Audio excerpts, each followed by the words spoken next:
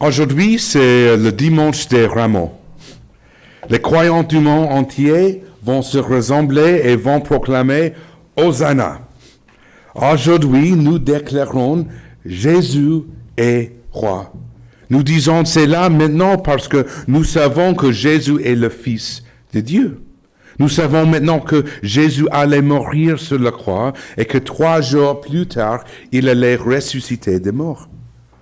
Honnêtement, nous pouvons maintenant déclarer Hosanna parce que nous avons le recul que les disciples de l'époque n'avaient pas. Les gens qui criaient Hosanna ne savaient pas ce que la semaine à venir allait leur réserver. Semaine que les chrétiens modernes appellent la semaine sainte. Pour le peuple de l'époque, la semaine commença merveilleusement.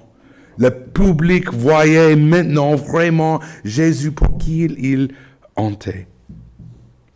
Le nouveau roi d'Israël, il y avait tellement d'espoir dans Hosanna. Des gardes fous sont venus encourager Jésus à point d'avoir même à un défilé. Cependant, la semaine a changé de cap très rapidement. Dès le lendemain, Jésus pénétrait dans le cœur du temple et commençait à retourner la table. Il continuait à avoir des débats intenses avec les chefs religieux de ce jour qui décidaient de faire tout le possible pour faire trahir Jésus. Alors Judas, l'un des disciples de Jésus et ses meilleurs amis, accepta de trahir Jésus. Jésus qui mangeait le dernier repas avec ses disciples a prédit sa trahison et sa mort. Puis un jour, au jardin de Gethsémani, il était venu pour lui. Jésus fut arrêté et emmené. Voilà comment commença le processus de procès de Jésus qu'il a conduit jusqu'à la croix. Et même s'il était complètement innocent de tout crime, Jésus a été publiquement exécuté et tué sur la croix. Quand on pense au dimanche des Rameaux et la semaine qui suit, que pouvons-nous faire comme différence entre ce premier jour et le 5e de la semaine? Une chose me choque, le nombre de fans de Jésus. Le dimanche des Rameaux, il y avait une foule numéreuse. Cependant, une mesure que la semaine avançait, le moins en moins de gens continuaient à suivre Jésus. Plus Jésus s'approchait de la croix, plus les gens quittaient Jésus.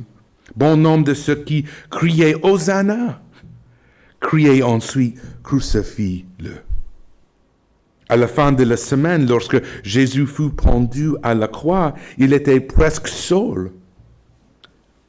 La Bible dépeint une image de seulement quelques amis proches et de la famille qui se tenaient à la base de la croix quand il mourut.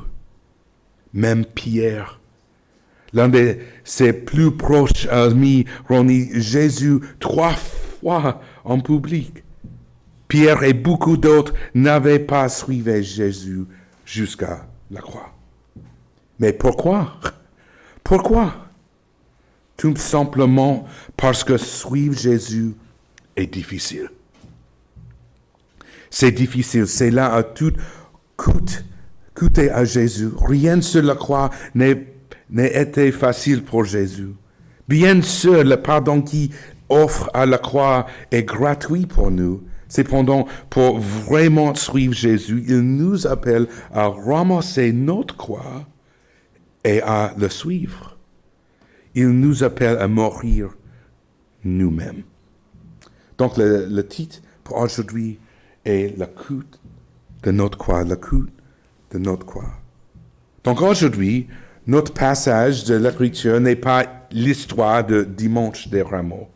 Nous allons plus tard regarder un passage au milieu du livre de Matthieu qui se déroulait à la moitié du ministère de Jésus avec ses disciples.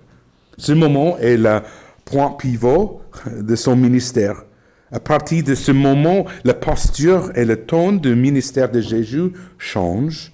De là, tout mène à la croix, non seulement pour Jésus, mais aussi pour ses disciples. On a déjà lu ça, donc je revisite notre passage dans quelques minutes. Donc, on va commencer avec une prière. Seigneur Jésus, aujourd'hui, nous nous joignons en chrétiens du monde entier de nous déclarons Hosanna au roi des rois. Nous avons que qui tu es. Grâce à l'amour du Père, tu es venu sur la terre. Tu es venu nous montrer l'amour sous forme humaine et nous montrer comment nous aimer les autres, mais aussi comment t'aimer et comment te suivre. Tu es mort sur la croix et portant les péchés du monde entier. Puis, en prouvant que tu es Dieu, tu es ressuscité dans les morts le troisième jour. Tu es venu accomplir la promesse d'une vie nouvelle et éternelle pour tous ceux qui te suivent. C'est que tu veux de nous, Seigneur, pour que nous te suivrons. Aide-nous aujourd'hui, Seigneur, à apprendre à capituler devant toi. Aide-nous à te suivre avec tout ce que nous sommes aujourd'hui, jour de ton retour, toi, le sauveur et roi. Hosanna, au nom de Jésus, nous te prions. Amen. Le coup de notre croix. Partout dans le monde, l'Église porte les images de la croix, qui est devenue le symbole de la foi chrétienne. Au fil des siècles, l'image est devenue beaucoup trop sentimentale. Elle a été transformée en une caractéristique architecturelle et en logo d'église, ou peut-être même en élément de bijoux. Ce n'est pas une critique envers vous qui portez un collet avec une croix. Aujourd'hui, je pense que c'est très beau. Cependant, au premier siècle, personne n'aurait osé transformer la croix en objet de monde. D'abord parce qu'elle était grotesque à son niveau de violence. Deuxième, la culture de l'époque de Jésus était fondée sur l'honneur et la honte. Ce que nous devenons rapidement aujourd'hui grâce aux médias sociaux, peut-être. Cependant, au temps de Jésus, la croix était la manière ultime de mourir fondée sur la honte. Au point que si vous étiez un citoyen romain officiel, il aurait été illégal de vous tuer de cette façon.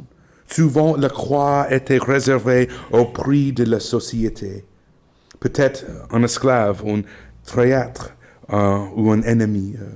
On ne parlait même pas souvent, même les évangélistes ne sont pas entrés dans les détails de la mort de Jésus sur la croix. Ils ont simplement écrit et ils l'ont crucifié. Comme s'il ne pourrait pas se ressembler en parler. La croix était un déclencheur émotionnel de violence et de honte. La croix est le symbole de la mort et la mort à soi-même. Soyons honnêtes, l'idée de mort à soi-même est très étrangère à notre culture occidentale.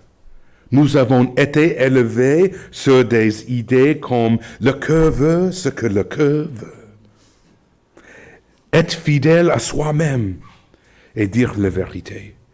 Ce sont des mantras que nous entendons tout le temps. De plus, beaucoup d'entre nous ont été élevés par la technologie. Les scientifiques ont dit que plus nous passons de temps sur nos téléphones, plus notre cerveau se remet à s'attendre à une gratification instantanée. Nous attendons à obtenir ce que nous voulons au moment où nous le voulons. Vous pouvez l'acheter maintenant et demain, il est livré à votre porte. Cependant, dans le monde non numérique, les choses ne sont ni rapides, ni faciles, et les gens ne font pas exactement ce que nous demandons. Imaginez. Nous ne tombons pas ce que nous voulons quand nous le voulons. Cependant, la formation de l'âme peut être lente et prendre un certain temps. Et nous n'aimons pas toujours ça. Souvent, dans la culture occidentale, le monde croit que le péché ultime est de ne pas suivre notre cœur. Combien de films ou de livres parlent de quelqu'un qui a le courage de suivre son cœur?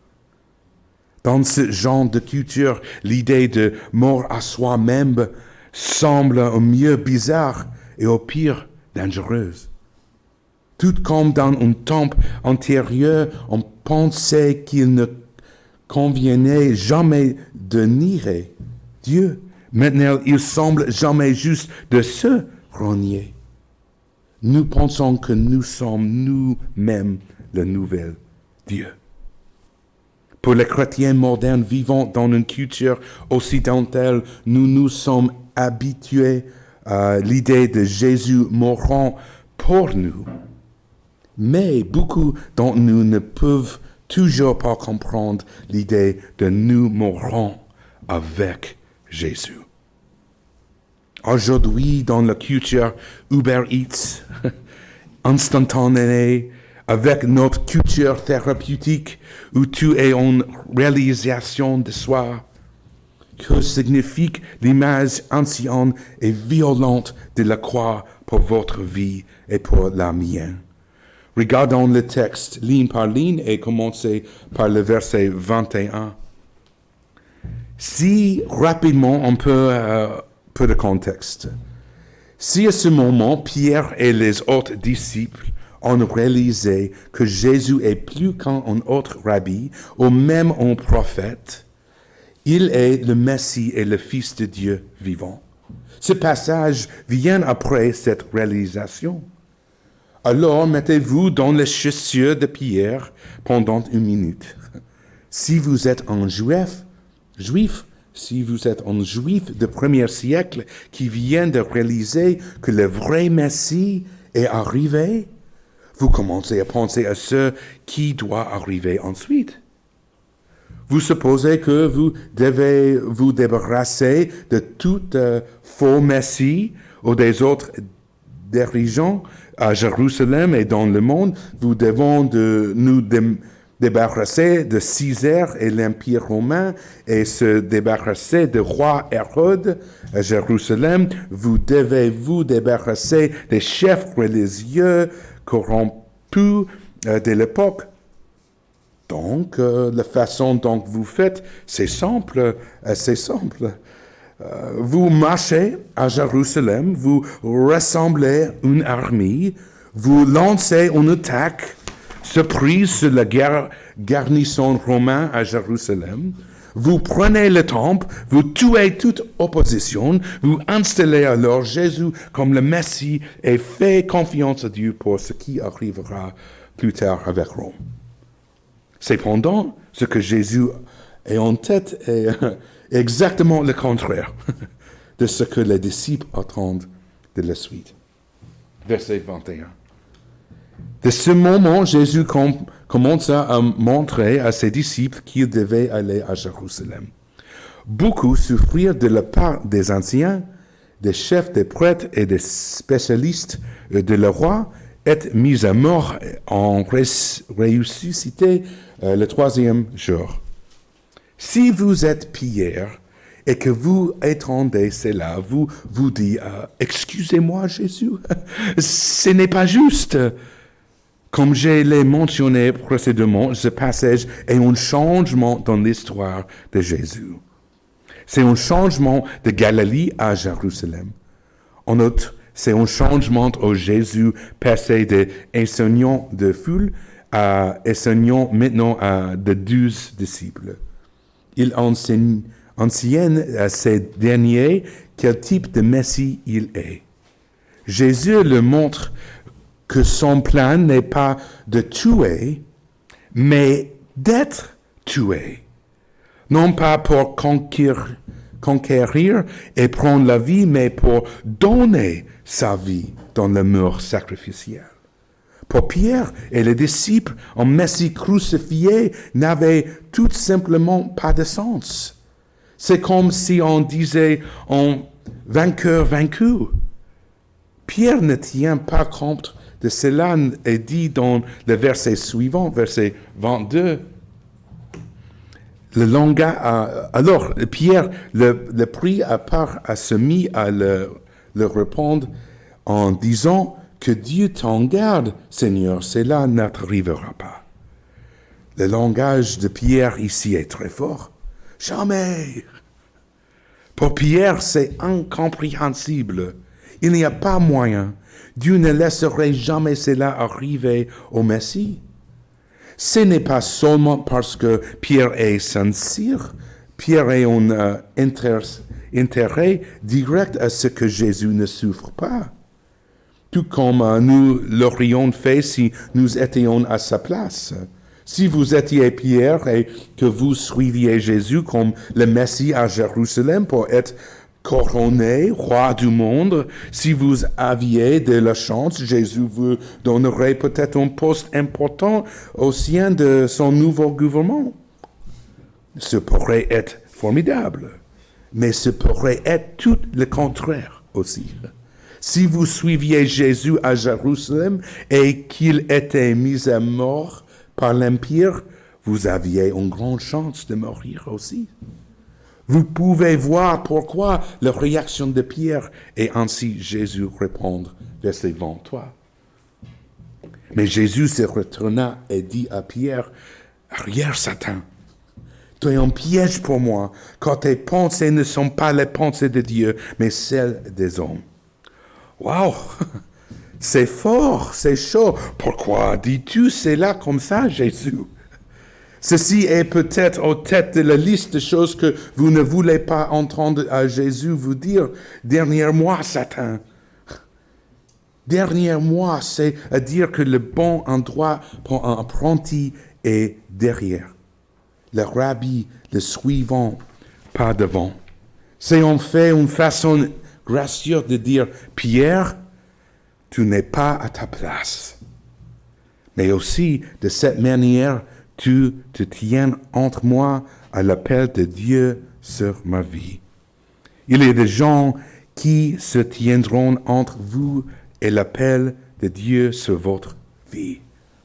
Particulièrement quand cet appel est le chemin de la croix. Personnes bien intentionnées, membres de la famille et amis, ceux qui ont intérêt direct dans le status quo, diront des choses comme « Ne va pas sur le chemin de la croix. Cela n'a aucun sens. » C'est le principe ici. Jésus appelle Pierre « Satan ». Ce qui ne signifie pas que Pierre est littéralement Satan, mais plutôt parce que Pierre joue le rôle de Satan. Au lieu d'un nom propre, c'est plus comme un titre. Le Satan, ce qui signifie toute influence qui nous fait tourner en arrière de la manière brutale. Petite illustration. Avez-vous déjà fait un régime pour essayer de prendre des poids? Vous travaillez très fort et vous faites des progrès et mangez des aliments plus sains et on fait encore plus d'exercices. C'est un travail difficile, mais c'est votre discipline. Ensuite, votre bon ami vient vous voir et vous dit « Hey, j'étais sorti et je vous ai apporté des McDo. Regardez cet incroyable burger avec des frites et un grand coca. En voulez-vous? » Vous répondez « Non, merci. » Mais il persiste. « N'avez-vous pas essayé? C'est si délicieux, un peu douloureux. » Que dites-vous? Dites-vous « Dernière-moi, Satan. » Je ne veux pas prendre léger une histoire très grave, mais c'est cette idée, mais multipliée par 1000. Où quelqu'un est littéralement entre vous et ce quoi Dieu vous appelle, de la phrase suivante de Jésus. Vous êtes en pierre d'achoppement pour moi, pour choses ici, c'est 1000 ans avant l'invention de trottoir. Et il était commun de trébucher sur une pierre. Imaginez-vous pieds nus en sandales. Vous vous seriez blessé non seulement aux pieds, mais aussi aux genoux et les jambes. Dans le monde avant le médecin moderne, une blessure comme celle-ci perturbe toute votre vie. Deuxièmement, il y a un jeu de mots ici que nous manquons souvent. Pierre, en grec, n'est pas un nom, c'est un mot qui signifie rocher. Au verset 22 et 23, Matthieu, lorsqu'il écrit cette histoire, décide de ne pas l'appeler Simon, mais plutôt le rocher.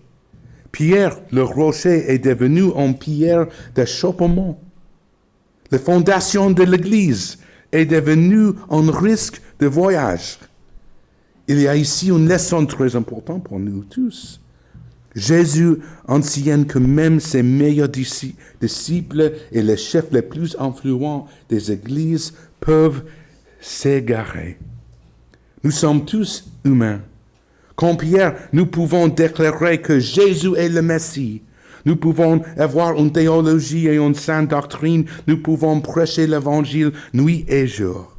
Mais si nous refusons d'aller sur le chemin de la croix, d'assumer la mort à soi-même, de faire vraiment confiance à Jésus, et ce moment, pour cette saison, nous pouvons devenir plus semblables à Satan qu'à Jésus. Plus une pierre d'achoppement qu'un rocher sur lequel nous nous tenons. Cela devrait nous fonder sur la réalité. C'est tout parce que, la ligne suivante, tes pensées ne sont pas les pensées de Dieu, mais celles des hommes. Quelle grande ligne de Jésus. Vous ne pensez pas comme Dieu pense. Vous ne ressentez pas la façon dont Dieu sent. Vous ne voyez pas la façon dont Dieu voit. Une façon directe de le dire est le suivant. Vous n'avez aucune idée de la façon dont Dieu fonctionne. Combien de fois Dieu nous regarderait aujourd'hui et dirait simplement, vous ne comprenez pas. Pas dans la colère ou le sarcasme, c'est simplement que notre perspective et nos préjugés sont déformés par notre histoire, notre culture et notre époque. Nous ne voyons pas les choses du point de vue de Dieu. C'est pourquoi Jésus poursuit, verset 24. Alors Jésus dit à ses disciples, si quelqu'un veut être mon disciple, qu'il renonce à lui-même, qu'il se charge de sa croix et qu'il me suive. Si quelqu'un veut être mon disciple. C'est un peu bizarre, je peux imaginer les disciples qui regardent Jésus et qui pensent, Jésus, ne sommes-nous pas déjà tes disciples? En grec, c'est plus littéralement traduit par quiconque veut venir derrière moi.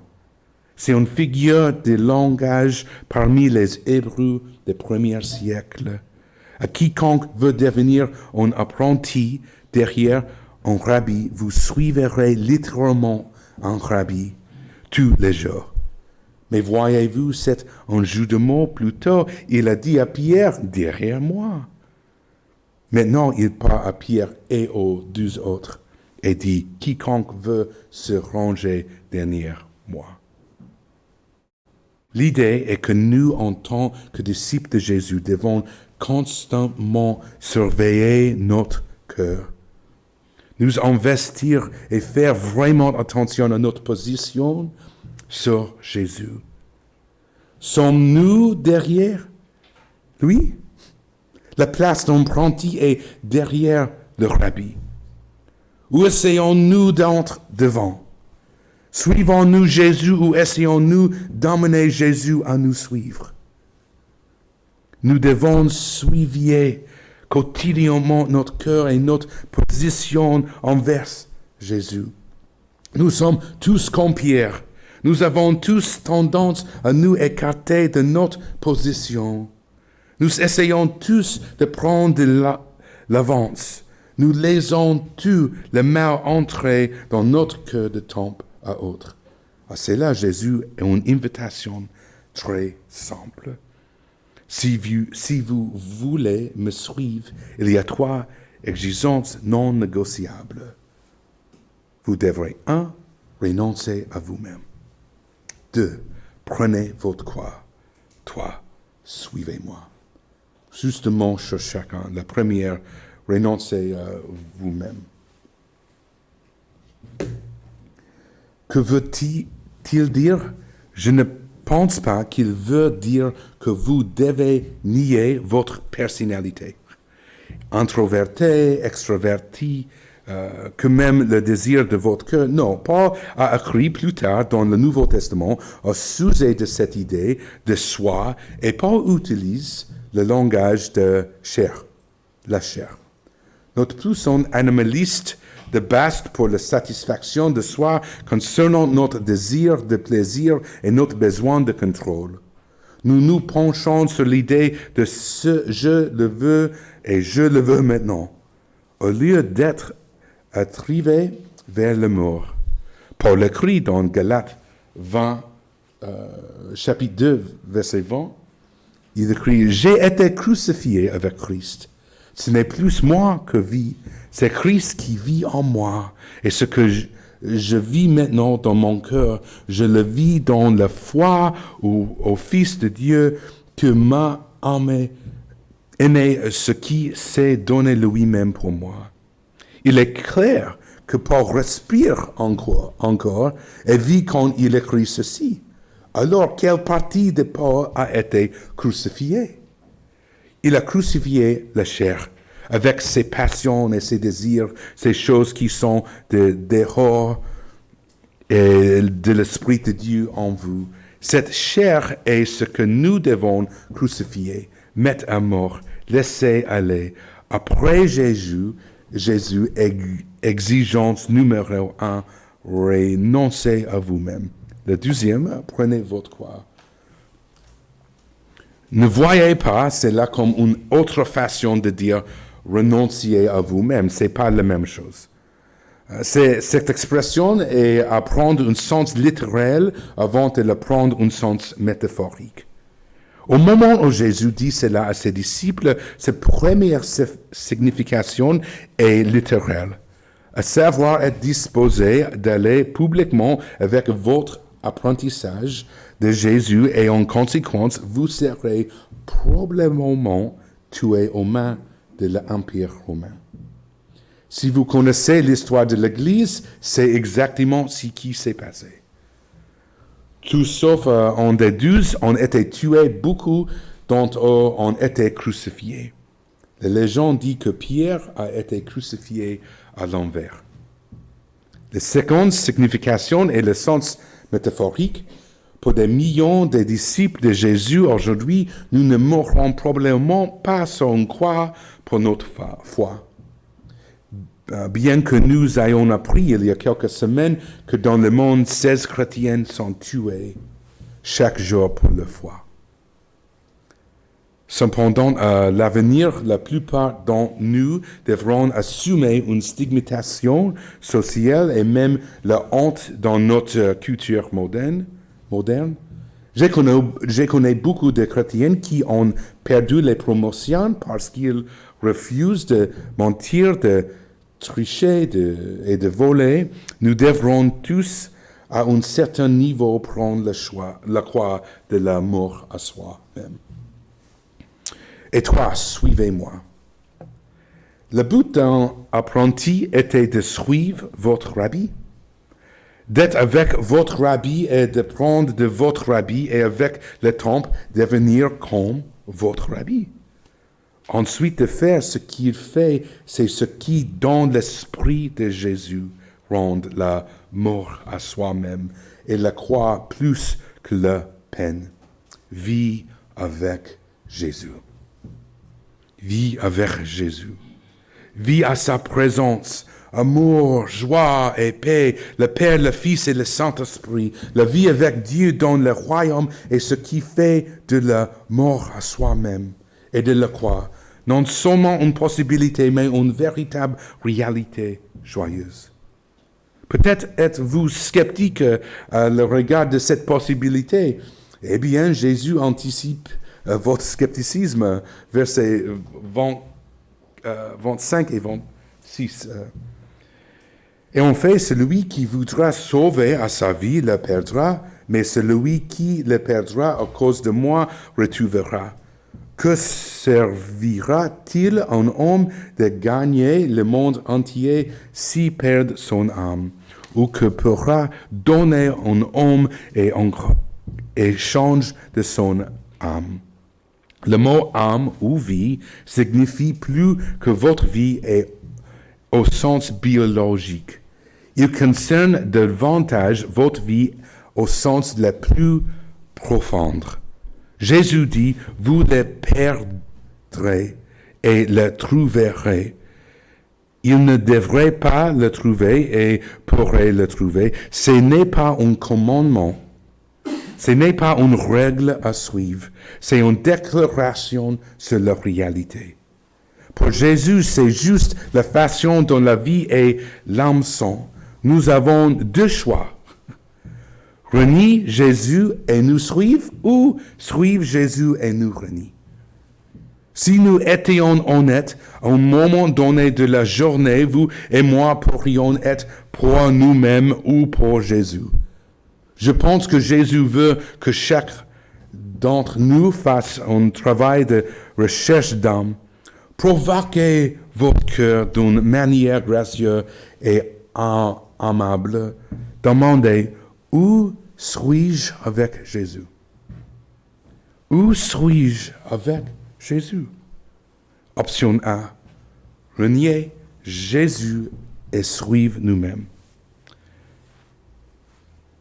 Sans nous faisons de notre désir ou de notre chair.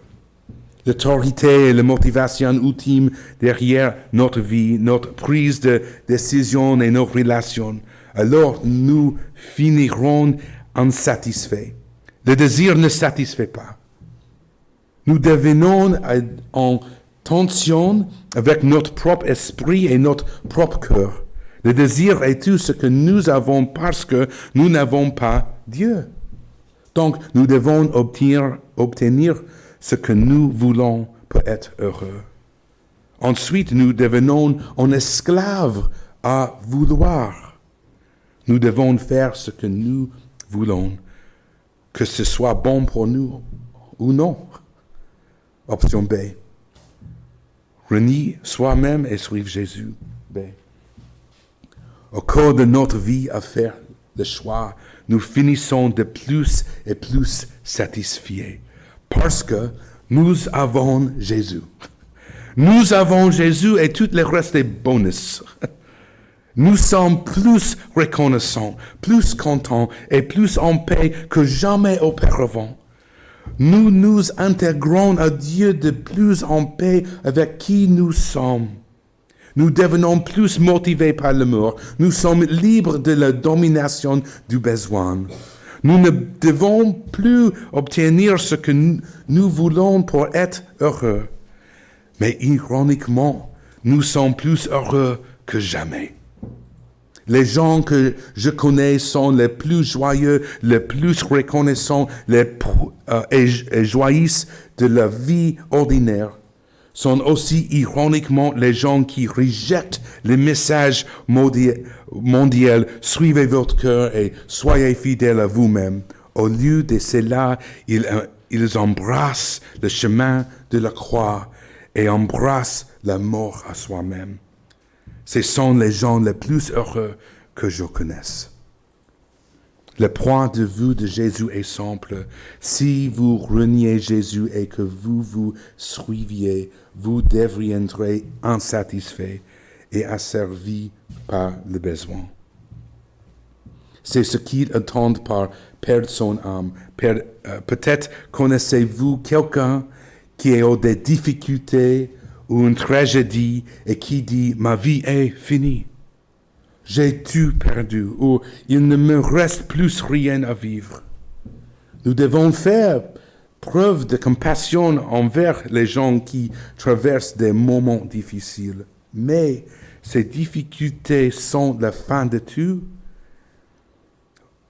lorsque le moi est votre Dieu.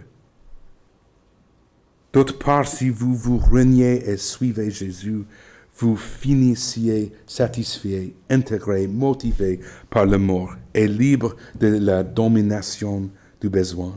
Ce que Jésus entend par sauver votre vie et votre âme. Encore une fois, ce n'est pas un commandement, c'est un énoncé de la réalité, pas pourrait ou devrait, mais cela arrivera. Que vous fassiez confiance à Jésus ou que vous vous méfiez de Jésus, c'est là dépendant de vous. Le temps que tu deviens son apprenti et que tu le suives, à toi de voir. Dernier verset, verset 27. En effet, le Fils de l'homme va venir dans la gloire de son Père avec ses anges, et alors il traitera chacun conformément à sa manière d'agir. Ces versets ont une chose positive ou négative, selon la façon dont vous vous tenez par rapport à Jésus. À première vue, la plupart d'entre nous n'aiment pas l'idée que Jésus nous observe et nous récompensera. Cependant, c'est une belle théologie. Cela signifie notre façon de vivre compte. Notre façon de vivre compte. Que notre vie n'est pas vaine. Ce n'est pas seulement la naissance, puis la vie, puis la mort. Si la vie semble vide de sens, vous pensez comme un être humain pense et non comme Dieu pense. Il y a un créateur et il y a la création. Nous ne sommes pas seulement des animaux. Nous sommes aussi porteurs de l'image de Dieu. Nous portons le dessein, le but, la signification et l'intention de notre corps lui-même. Vous et votre âme jouez un rôle dans l'histoire humaine.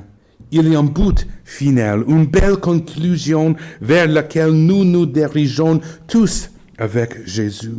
Vous devez tenir compte de l'avenir pour donner un sens au présent. La seule façon de faire concorder des maths sur le mot à soi-même est la croix. Il faut inclure l'éternité avec Jésus dans son royaume.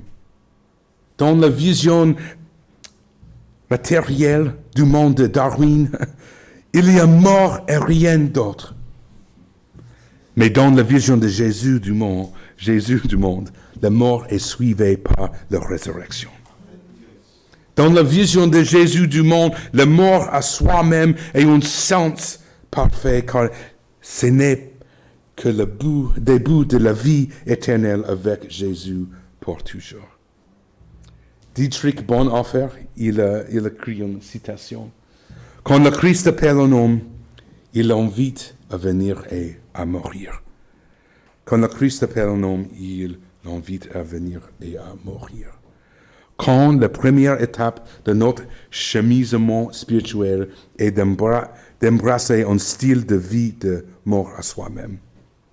C'est ainsi que vous entrez dans le royaume de Dieu par la croix. Nous n'irons pas très loin dans notre progression vers le royaume, dans notre chemin de formation spirituelle, jusqu'à ce que nous faisons de renoncement à soi une partie régulière et joyeuse de notre vie avec Jésus. Plus je suis Jésus, plus je réalisais que tout revient à cette idée de mort à soi avec Jésus. Peut-être avez-vous déjà entendu parler de capitulation. Ce que j'aime vraiment est central et au cœur de la vie chrétienne. Il n'y a pas de formule par formation spirituelle, mais s'il y en avait une, elle ressemble probablement à ceci. vit en sa présence et capitule. Pratiquez la présence de Dieu. Tournez votre esprit à votre cœur 1000 fois par jour et faites face à Dieu. Recevez l'amour du Père, du Fils et du Saint-Esprit. Et en retour, rendez-vous et cédez. Lâchez-vous, libérez-vous, mourrez pour vous-même. Tournez-vous et faites face à Dieu. C'est très difficile de laisser tomber quoi que ce soit. Je pense que bien souvent, lorsque nous pensons à mourir en nous-mêmes, nous pensons que c'est quelque chose que nous faisons. Ne dites pas cela, ne regardez pas cela, ou ne vous aventurez pas, ne péchez pas. Si je travaille assez fort et que j'essayais assez fort, alors je peux y arriver. Cependant, plus j'y pense, la mort n'est pas quelque chose que nous faisons, c'est quelque chose que nous est fait. Elle est souvent plus passive que active. Il s'agit plutôt de laisser aller et de laisser être ce qui est. Je ne suis jamais mort, mais j'imagine qu'il sera moins de mon pouvoir de garder le contrôle et plus d'un lâchement de mon illusion de contrôle. Souvent, dans la culture occidentale, nous sommes mauvais à la mort et nous sommes mauvais au deuil parce que nous voulons vraiment croire que nous avons le contrôle. Les études montrent que nous avons le contrôle de ce que nous pensons avoir dans nos vies. Nous avons seulement 15% de contrôle. C'est une des raisons pour lesquelles nous sommes anxieux, bouleversés et en colère. Nous pensons que nous avons le contrôle. Et oui, nous avons un peu de contrôle. La responsabilité est réelle. Mais 85% de notre vie est hors de notre contrôle. Mais la mort, la tragédie et la perte nous obligent à affronter la réalité. En effet, nous sommes beaucoup moins en contrôle de nos vies que nous le pensons. Et si le contrôle est une illusion et que céder à Dieu est l'ultime de liberté et de paix, et si quand nous abandonnons l'illusion de sécurité, c'est alors que nous sommes libres de vivre dans la joie, la paix et la mort don de soi. Les gens qui sont vraiment morts à eux-mêmes sont inébranlables dans le monde. La mort à soi-même est notre entrée dans le royaume de Jésus. Cependant, si nous ne faisons pas attention, cela peut être aussi le moyen que Satan utilise pour entrer dans le royaume miniature de notre propre cœur. Lorsque nous acceptons l'appel de Jésus, que nous prenons notre croix et que nous mourons à nous-mêmes, nous entrons dans le royaume. Si nous refusons de mourir à nous-mêmes, si nous refusons de lâcher prise et si nous nous accrochons, si nous régnons Jésus, nous laissons Satan entrer dans notre esprit et dans notre cœur. Nous pensons que nous protégeons notre vie pour nous rendre heureux, alors qu'en réalité, la vie à laquelle nous aspirons nous échappe. Le coût de notre croix. Paul a dit, j'ai été crucifié avec le Christ. Oui, il écrit alors que le Christ a été crucifié pour moi, mais pas ici. J'ai été crucifié avec le Christ. Je pense que Paul dirait que Jésus n'est pas mort pour que nous n'ayons pas le faire, mais pour nous montrer comment. La croix n'est pas seulement quelque chose que Jésus a fait pour nous, c'est aussi quelque chose que nous faisons avec lui. Bien sûr, Jésus est mort à notre place pour notre salut, et c'est différent de ma mort et de la voir. Mais je pense que Paul dirait que la croix n'est pas seulement une théorie d'explication, c'est un monde de vie. C'est ce que Jésus lui-même dit ici. C'est au monde de vie que nous essayons de suivre des vérités et de l'évente. Nous devenons comme Pierre en Satan. Nous laissons l'ennemi d'entrer dans notre cœur. Il est facile de moquer de Pierre, mais nous faisons tous ce qu'il a fait.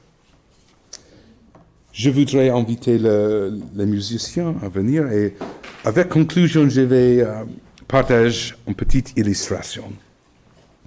Il y a une histoire sur les chevaliers pendant les croisades. L'histoire, c'est qu'ils se soient fait baptiser dans leur armure complète de chevalier. Cependant, ils tenaient leur épée hors de l'eau pour ne pas qu'elle coule. Comme pour dire, Dieu, tu disposes tout de moi, mais pas cette partie. Prends mon épée, pas ma violence, pas ma déobéissance directe, pas ma quête de gloire, tout le reste, oui, mais pas cette partie. Nous le faisons tous. Je ne sais pas ce que vous pourriez tenir hors des eaux de baptême. Probablement pas une épée. Peut-être que c'est votre portefeuille, une relation, une identité, une opinion politique, une décision.